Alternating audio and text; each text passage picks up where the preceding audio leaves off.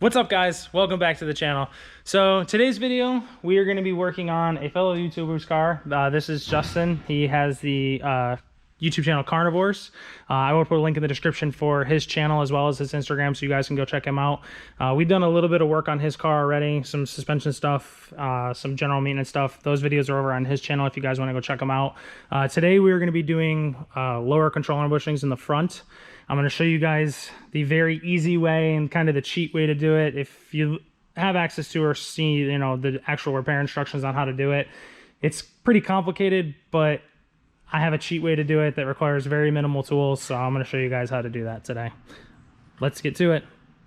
All right, so we had intended on replacing our control arm bushings here, but as you can see, we actually have upgraded male HD control arm bushings on the front of this car. So we're trying to find out where our vibration issue is coming from. We actually found out that our inner tie rod has play in it. So we're going to be going over how to replace an inner tie rod. Actually compare it to the other side and show you guys that there's no play in anything over here.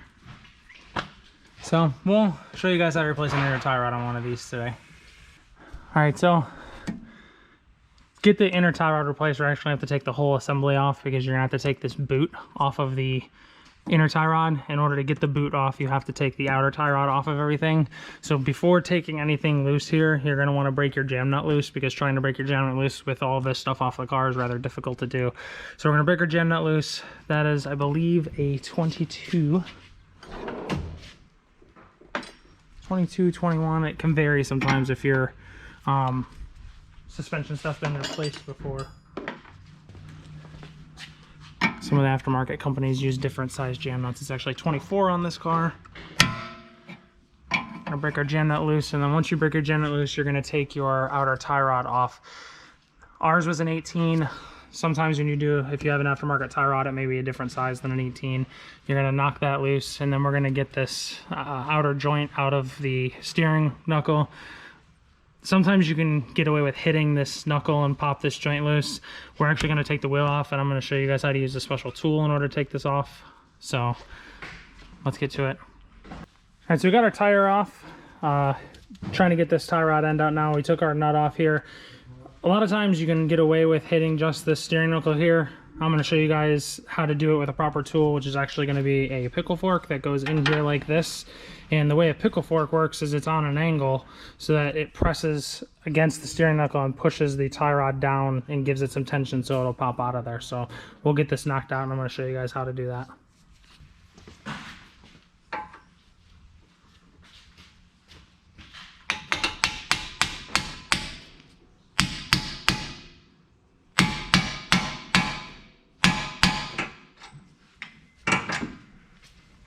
Nice. All right, so we got our outer tie rod knocked out of our steering knuckle.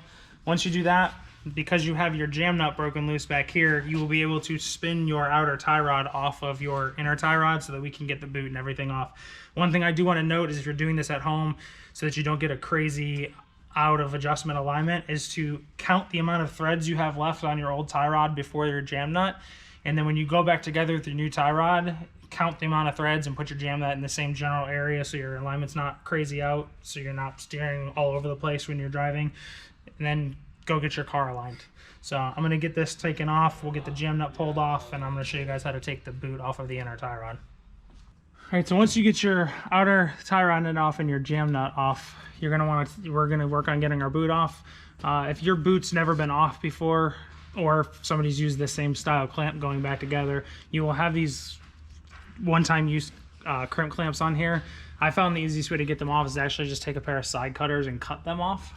So you're going to cut the actual crimped part off of these.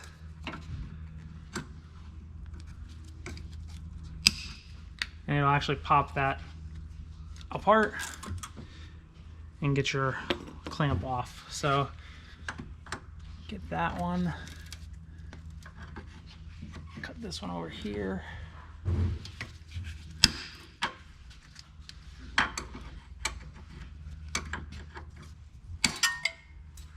And get both clamps off, and then we can pull our boot off.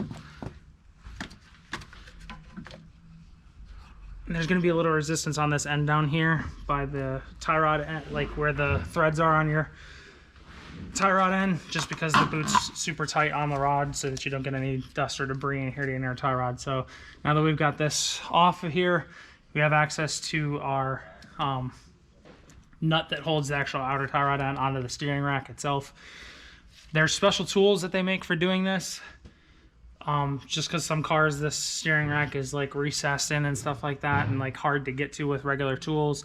These are easy enough because they're out in the open that you can use either the proper size wrench if you have one that big, or some kind of adjustable wrench. So we're going to use an adjustable wrench, and I'm going to get this off here and then show you guys how to put your new one back on. All right, so that nut is actually larger than 1 1/4 inches. That's the biggest wrench I actually have. So we're going to be using an adjustable wrench. Just adjust it to your size of your tie rod. And then you're going to break your tie rod loose.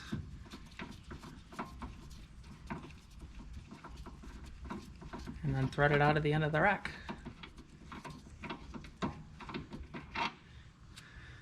And then reinstall the new one is the exact removal, reverse of the removal of the old one. So let's get our new one put on. All right, so we got everything put back together. Job's all done. Obviously, after you do a job like this, you're gonna want to get it aligned, like I said.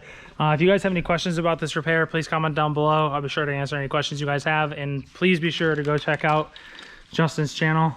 I will put a link in the description, as well as a link to his Instagram, so you guys can go check him out. Other than that, I'll see you guys later. Maybe next time.